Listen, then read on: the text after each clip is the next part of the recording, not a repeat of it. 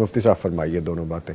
ایک تو ایک قرض بہت ہے، وہ کہتی ہیں کہ بہن اس کی ادائیگی ہو جائے. دوسرا شوہر کے ساتھ اچھے تعلقات کے حوالے سے کوئی وظیفہ. اللہ اکبر. پہلا سوال تو سیدنا علی رضی اللہ تعالیٰ عنہ کے پاس ایک شخص آیا جو کہتا ہے میرے پاس بہت قرضہ ہے، جی میری کچھ ہیلپ کریں. تو سیدنا علی رضی اللہ تعالیٰ عنہ نے ان کو ایک آفر کرائی کہ کیا میں تم کو وہ کلمات نہ سکھا دوں جو اللہ کے نبی صلی اللہ علیہ وسلم نے مجھے سکھائے تھے. جی اور آپ نے مجھے کہا تھا کہ اگر سبیر یا اویر پہاڑ جتنا بھی قرضہ ہو تو وہ بھی ادا ہو جائے گا. جی تو اس نے کہا جی پھر آپ مجھے وہ کلمات ہی سکھا دیں. تو ان کلمات کے پڑھنے کے بعد وہ بہن پوچھ رہی وظیفہ، اس کا مطلب یہ نہیں کہ آپ تسبیح پکڑیں اور رات دن پڑھنا شروع کر دیں. یہ ایک دعا ہے، دعا بھی کریں اللہ تعالیٰ سے، تہجد کے ٹائم کریں، سجدوں میں کریں، اور ساتھ قرضے کی ادائیگی کی کوشش بھی کریں. اللہ کے رسول صلی اللہ علیہ وسلم فرماتے ہیں، اللہ رب العزت خود فرماتا ہے کہ 3 بندوں کی مدد کرنا مجھ پر لازم ہے. ان میں سے ایک وہ بھی ہے جو قرضہ ادا کرنے کی کوشش کرتا ہے. جو غلام اپنے قرضے کی قسطیں ادا کرنے کی کوشش کر رہا ہے، اللہ اس کی مدد کرتا ہے. تو مدد کریں گے، اللہ کی مدد آئے گی جب آپ کوشش کریں گے. دعا یہ ہے، اللہم اکفنی بحلالک عن حرامک واغننی بفضلک عمن سواک، کہ اللہ اپنے فضل و کرم سے مجھے غنی کر دے، اور اللہ کسی کا محتاج نہ کرنا، اپنے در کا مجھے محتاج بنا لے.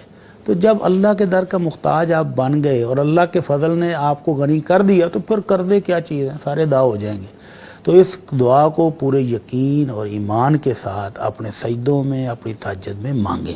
ٹھیک ہے. اور دوسرا سوال ہے کہ خامد کے اور اس کے درمیان پیار پیدا ہو جائے، تو اس کو پیار کی تو اللہ کے نبی صلی اللہ علیہ وسلم نے خود بتایا ہے صلی اللہ کہ فرمایا صلی اللہ علیہ وسلم، لم یرا للمتحابین مثل النکاح، کہ نکاح سے زیادہ محبت بڑھانے والی کوئی چیز دیکھی ہی نہیں گئی.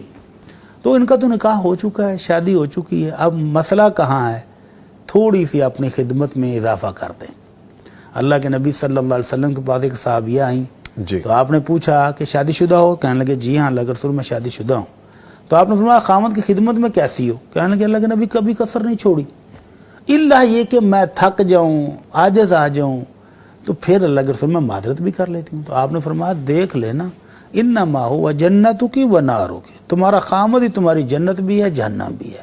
یعنی اگر خدمت کر کے تم خامد کو راضی کر چکی ہو تو جنت ہے، اور اگر تمہارا خامد تو اس سے ناراض ہے تو سمجھ لو پھر معاملہ گڑبڑ ہے. ٹھیک. تو ہماری اس بہن کو ہمارا وظیفہ یہ ہے کہ اپنے خامد کی خدمت میں پہلے کی نسبت 50% یا 100% اضافہ کر دیں، انشاءاللہ محبت پیدا ہو جائے. اس کی ڈوز بڑھا دیں. ہاں جی، آپ کہہ رہے ہیں. ٹھیک. اس کے ساتھ میں مفتی صاحب کی اجازت سے کچھ اضافہ کرنا چاہوں گا. یہ وظائف کے تو ماہر یہی ہیں، لیکن قرآن مجید کی ایک آیت ہے، جی میں یہ چاہوں گا کہ وہ ہماری بہن محترمہ اس آیت کو کثرت سے پڑھا کریں. وہ دعا ہی ہے، ربنا حب لنا من ازواجنا وذریاتنا قرۃ اعین وجعلنا للمتقین اماما. یہ سورۃ فرقان کی 74 نمبر آیت ہے.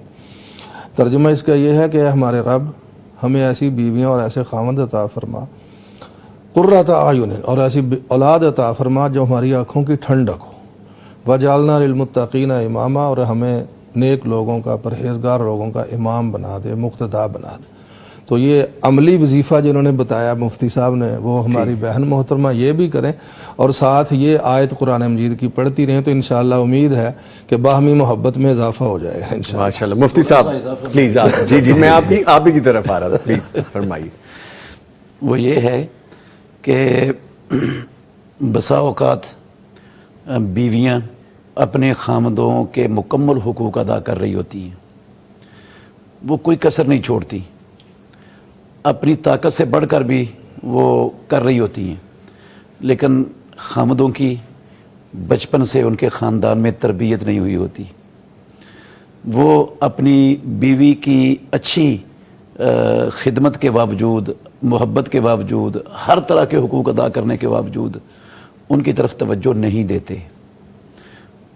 کئی ایسے بھی ہوتے ہیں ان کی نظریں ادھر ادھر دوسری طرف گھومتی پھرتی رہتی ہیں، وہ بیوی کی پرواہ بھی نہیں کرتے. جی تو ایسی صورت میں 2 کام کرنے ہیں ہماری اس بہن نے. جی اگر وہ ایسی ہے تو اپنے پورے حقوق اپنی استطاعت کے مطابق ادا کر رہی ہے، کوئی کسر نہیں چھوڑ رہی، تو پھر اس کے لیے اللہ رب العالمین سے تہجد کے ٹائم اٹھ کر دعا کرے کہ یا اللہ اس کی اصلاح فرما دے.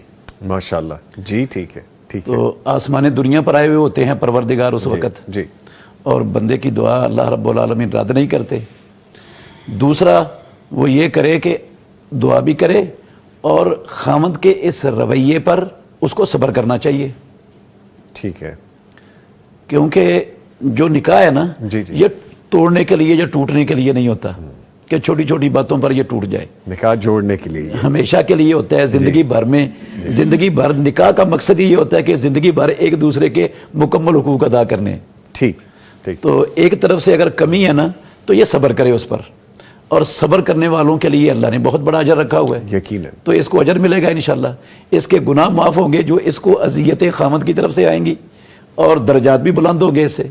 एक कांटा भी चुभता है इंसान को तो उससे अल्लाह रब्बुल आलमीन उसके गुनाह माफ़ करता है और दर्जे बुलंद कर देता है। माशाल्लाह, और माशाल्लाह। एक उसको इस दुआ का भी एहतमाम करना चाहिए, जी, या हय्यो या कय्यूमो बेरहमतिका अस्तगीथो जी, अस्लिह ली शानी कुल्लाहु जी, वला तकिलनी इला नफसी तरफत आइनिन।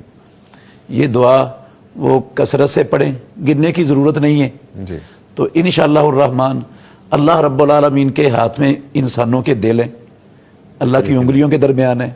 वो अपने बंदों के दिलों को फेर भी देता है, नरम भी कर देता है, सब कुछ हो जाता है। तो इस दुआ से इंशाअल्लाहुर रहमान अल्लाह रब्बुल आलमीन उम्मीद है कि उसका दिल नरम कर देंगे, और इसके जो इसकी ख्वाहिश है अल्लाह रब्बुल आलमीन इसको पूरी फरमाएंगे। पूरी फरमा देंगे।